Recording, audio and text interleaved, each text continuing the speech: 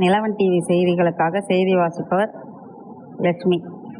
MLA தலைமையில் அரக்கோணத்தில் அதிமுகவினர் ஆர்ப்பாட்டம், நூற்றுக்கணக்கானோர் கைது.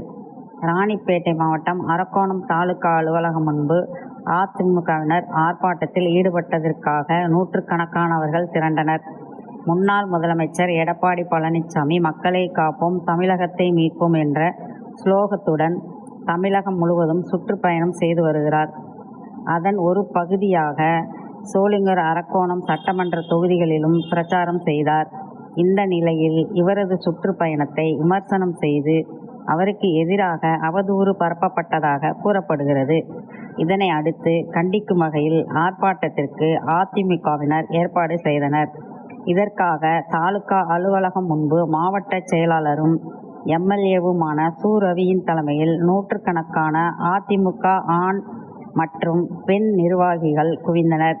இந்நிலையில் ஆர்ப்பாட்டத்திற்கு காவல்துறை அனுமதி மறுக்கப்பட்டதால் காவல்துறையினர் எம்எல்ஏ உட்பட அதிமுக நிர்வாகிகள் அனைவரையும் குண்டுக்கட்டாக தூக்கி கைது செய்து திருமண மண்டபத்தில் அடைத்தனர். இதனால் தாலுகா அலுவலகம் முன்பு பரபரப்பு காண முடிந்தது. நிலவன் டிவி செய்திகளுக்காக செய்தியாளர் ரவி.